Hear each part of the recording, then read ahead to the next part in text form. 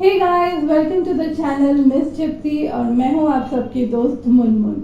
दोस्तों, अंडमान ट्रिप से आने के बाद मुझे कई सारे लोगों ने काफ़ी सारे सवाल पूछे हैं इस ट्रिप के बारे में।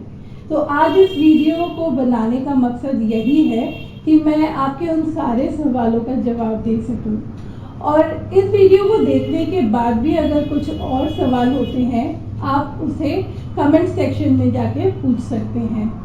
इस वीडियो में मैं आपको आइटिनरी के साथ साथ कोविड गाइडलाइंस के बारे में भी बताऊंगी और ये भी बताऊंगी आपको कहाँ जाना है, कैसे जाना है, क्या एक्टिविटीज़ आप कर सकते हैं और उन सारे एक्टिविटीज़ के कॉस्ट भी मैं बताऊंगी इस वीडियो में। तो चलिए जल्दी से हम इस वीडियो को शुरू करते हैं। तो सबसे पहले बात करते हैं कोविड गाइडलाइंस को लेके।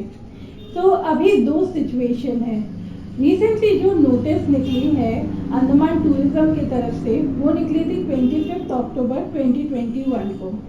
और उसके हिसाब से अगर आप फुल्ली वैक्सीनेटेड हैं और सेकेंड डोज के बाद 15 डेज कंप्लीट हो गए हैं, तो आप वैक्सीनेशन के सर्टिफिकेट और आईडी प्रूफ लेके विजिट कर सकते हैं। आप इस सर्टिफिकेट और आईडी प्रूफ को दिखा के अंडमान टूर कंप्लीट कर सकते हैं।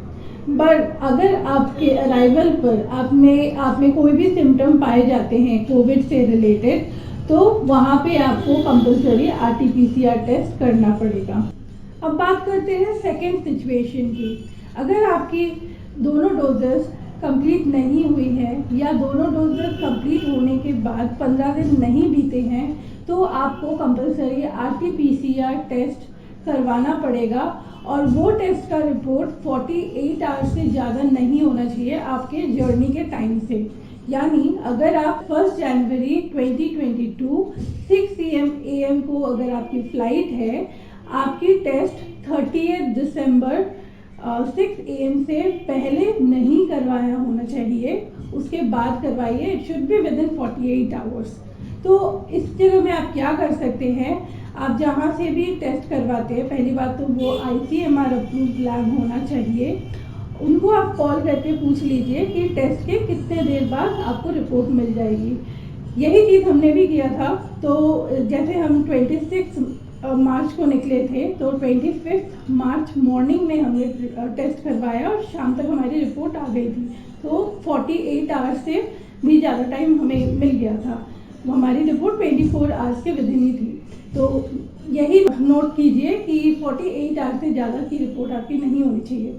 इन एडिशन टू दैट, आप जब पोर्ट ब्लेयर एयरपोर्ट में पहुंचेंगे, आपको वहाँ पे एक और RT-PCR टेस्ट करवाना पड़ेगा और वो कंपलसरी है और फ्री है।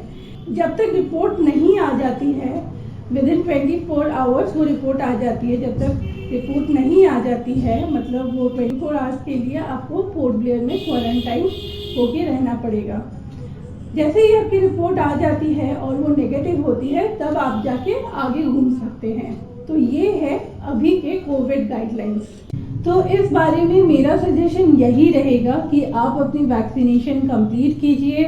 वैक्सीनेशन के बाद 15 डेज कंप्लीट कीजिए और उसके बाद अपना ट्रिप प्लान कीजिए, ताकि आपकी ट्रिप हैसल फ्री रहे। अब बात करते हैं अंडमान आपको पहुंचना कैसे है। अंडमान पहुंचने के दो तरीके हैं, या तो आप बाय शिप पहुंच सकते हैं या बाय फ्लाइट। अगर आप बाय शिप जाते हो, आपको 2.5 से 3 दिन लग सकता है, depending on the place from where you are leaving. और अगर आप फ्लाइट से जाते हो तो आपको पता ही है, बिल्कुल ही कम टाइम में आप पहुंच जाते हो। 2 से 2.5 घंटा लगता है। Again depends on from where you are leaving. तो हम कोलकाता से गए थे, तो हमें करीब 2 घंटे में हम पहुंच गए थे। अंडमान में एयरपोर्ट अंडमान के कैपिटल पोर्ट ब्लेयर में है। आप इंडिया के किसी भी स्टेट से डायरेक्ट पोर्ट ब्लेयर के लिए फ़्लाइट ले सकते हैं। वैसे तो यहाँ जाने का peak season from October to February रहता है। मैं अगर अपना पर्सनल एक्सपीरियंस शेयर करूँ, तो हमारा एक्सपीरियंस मार्च में भी काफ़ी अच्छा था। वहाँ पे काफ़ी अच्छा वेदर रहा।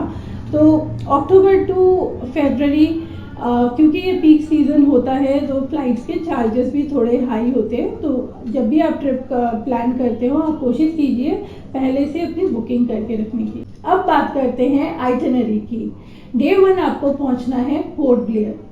डॉक्यूमेंट आप हैंडी रखिए, क्योंकि आपको डॉक्यूमेंट्स अराइवल एंड डिपार्चर दोनों ही एयरपोर्ट्स में दिखाना पड़ेगा। तो इसलिए बेटर है कि आप सारे इम्पोर्टेंट डॉक्यूमेंट्स को एक फोल्डर में कैरी कीजिए, ताकि ये प्रोसेस बिल्कुल हैसल फ्री रहे।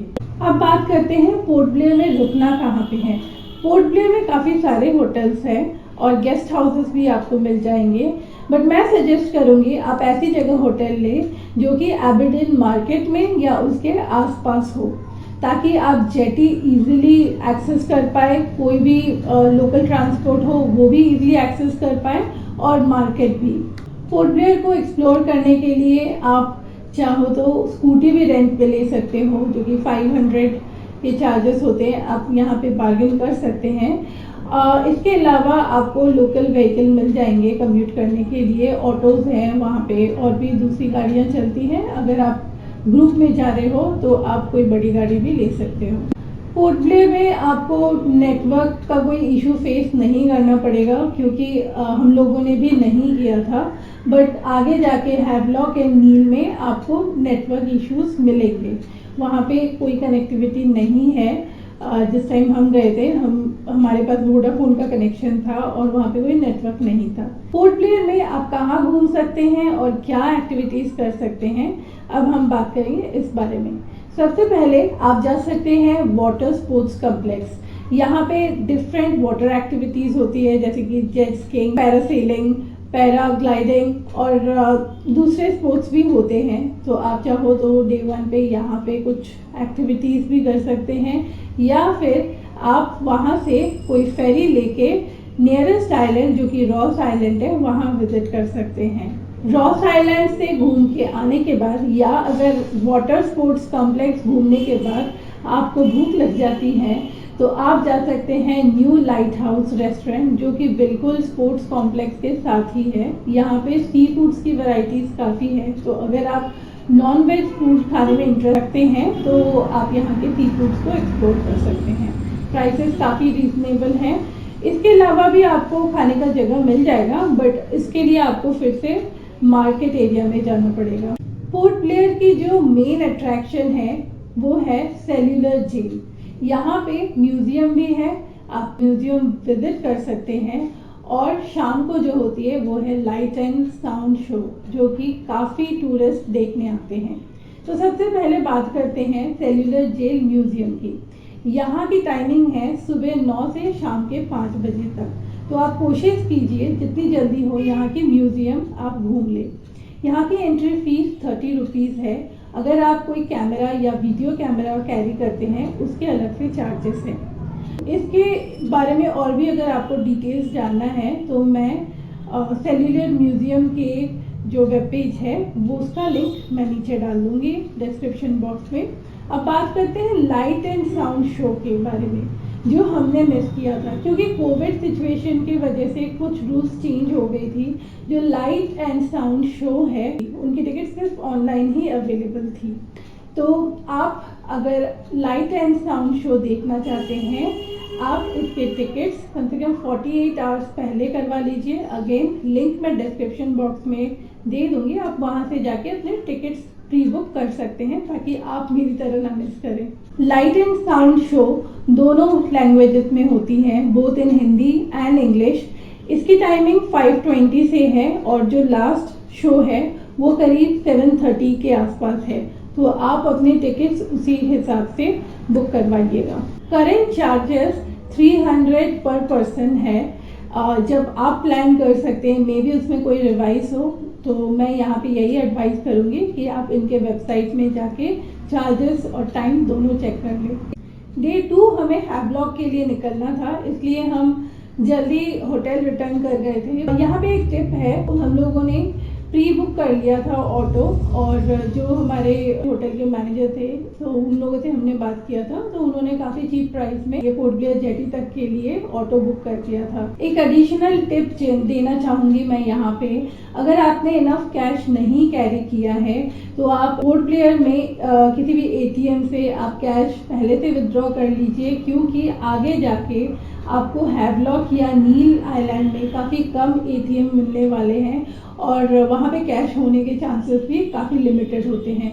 अब मैं बात करती हूँ डे 2 की। डे 2 आपको पोर्ट ब्लेयर जेटी के लिए निकलना है और कोशिश कीजिए आप आधा घंटा पहले पहुंचे जेटी पे, क्योंकि वहाँ पे भी ये सारे डॉक्यूमेंट्स चेक होंगे।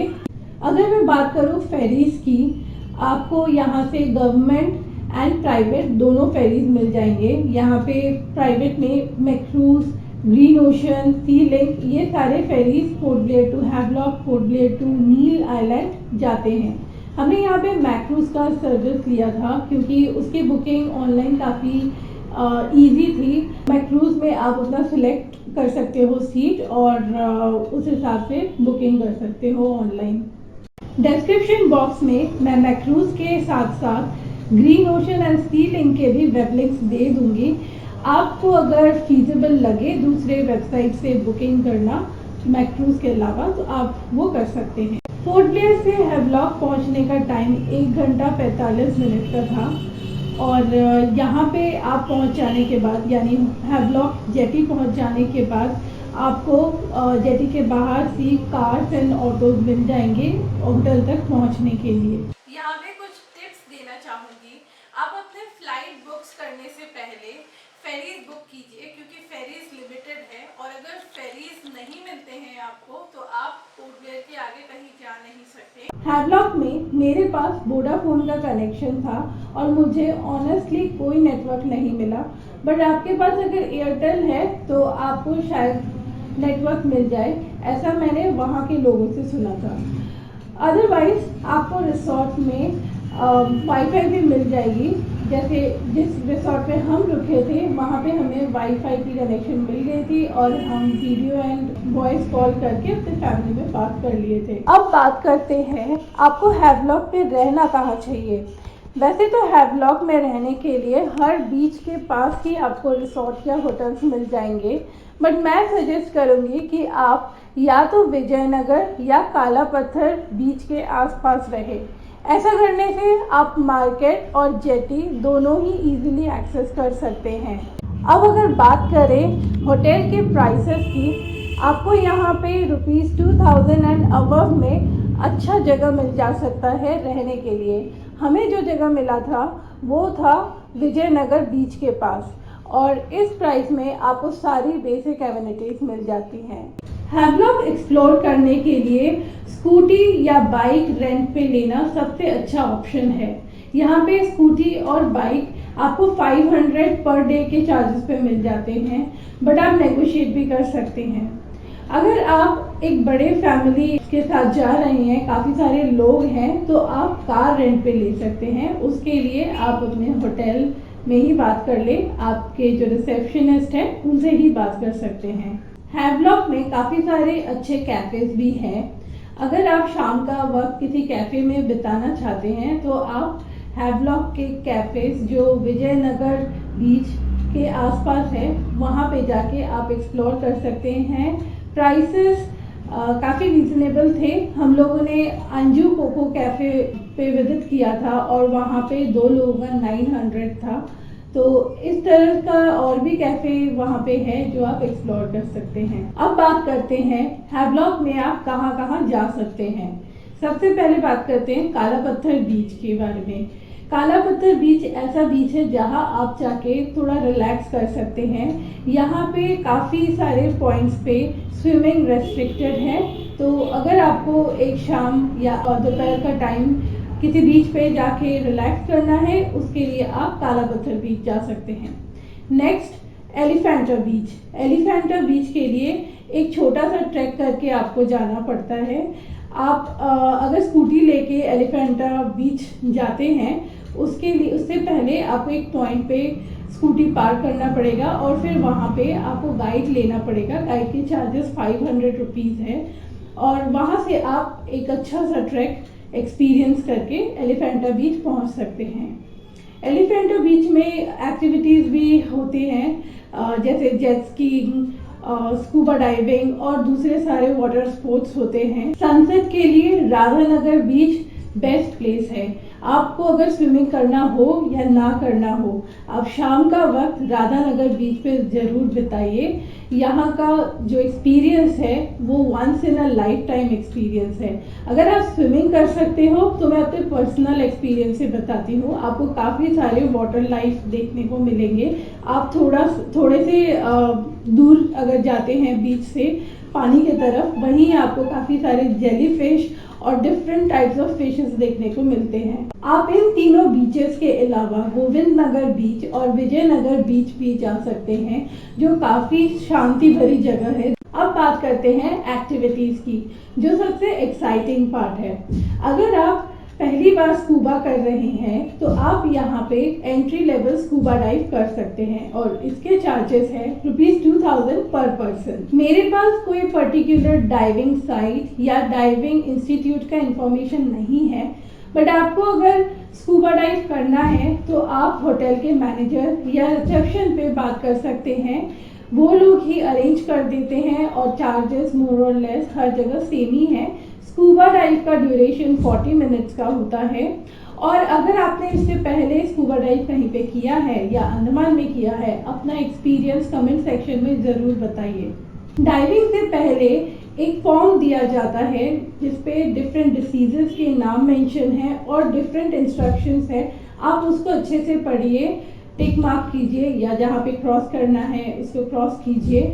अगर आपको कोई पर्टिकुलर हेल्थ इशू है तो उसको प्लीज़ मत छुपाइए, उसको आप ज़रूर अपने इंस्ट्रक्टर को इन्फॉर्म कीजिए। और हाँ, एक और बात, मुझे काफ़ी दोस्तों ने पूछा है क्या हमें स्कूबा करने के लिए स्विमिंग जानना ज़रूरी है?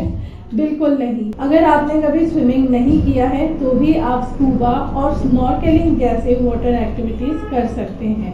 हैवलॉक में आप नाइट कायाक के लिए भी जा सकते हैं, जो एक अलग ही एक्सपीरियंस होता है। नाइट कायाक के लिए आप अपने रिसेप्शन पे इन्फॉर्म कीजिए, रिसेप्शन से ही आपके लिए नाइट कायाकिंग के लिए अरेंज कर देंगे। डे 4 एंड डे 5 हमने नील आइलैंड में स्पेंड किया। डे 4 हम हैवलॉक से नील आइलैंड के लिए निकले और हैवलॉक से नील आइलैंड जाने में आपको 1 घंटा लगता है। हमने यहाँ भी मैक्रूज का सर्विस लिया था। मैक्रूज का लिंक मैंने डिस्क्रिप्शन बॉक्स में मेंशन कर दिया है। नील आइलैंड हैवलॉक से काफ़ी छोटा है, तो आप अगर चाहो तो एक दिन में भी नील आइलैंड कंप्लीट कर सकते हैं और अगले दिन सुबह का टाइम कुछ टाइम नील आइलैंड में स्पेंड करके आप पोर्ट ब्लेयर वापस जा सकते हैं। अब बात करते हैं नील आइलैंड में रहना कहाँ है। नील आइलैंड में आप कोशिश कीजिए मार्केट एरिया के पास लेने के लिए, क्योंकि वहाँ से जेटी भी काफ़ी सामने है। Laxmanpur beach number 2 and Laxmanpur beach number 1 दोनों ही काफ़ी पास है। आप यहाँ पे जाके स्कूटी रेंट पे ले सकते हैं। स्कूटी का चार्जेस अगेन यहाँ पे भी ₹500 था, बट यहाँ पे हम नेगोशिएट नहीं कर पाए थे। अब बात करते हैं नील आइलैंड में आपको कहाँ कहाँ जाना है। वैसे तो नील आइलैंड काफ़ी छोटा आइलैंड है, बट आप जैसे ही पहुंच जाते हैं डे 4 नील आइलैंड, आप कोशिश कीजिए लंच के बाद लक्ष्मणपुर बीच नंबर 2 के लिए निकलिए, क्योंकि ये जगह ऐसी जगह है जहां बिना कोई स्कूबा डाइविंग या स्नॉर्केलिंग या सी वॉक किए आपको मरीन लाइफ आंखों के सामने देखने को मिल जाती है। करीब 2 बजे से यहाँ पे लो टाइड होती है और जिस वजह से पानी काफ़ी पीछे चला जाता है। ये वही जगह है जहाँ पे नेचुरल ब्रिज देखने को मिलता है और काफ़ी सारे कोरल्स के बीच में आपको वाटर लाइफ देखने को भी मिलती हैं। बट ये सारे अच्छे से एक्सपीरियंस करने के लिए मैं सजेस्ट करूँगी कि आप एक गाइड ज़रूर लेके जाइए। गाइड के चार्जेस यहाँ पे 500 है। अगर आप गाइड नहीं लेके जाते हैं तो आप डिफरेंट जो मरीन लाइफ है उनको रिकॉग्नाइज नहीं कर सकते हो, ये गाइड ही अच्छे से बता पाते हैं।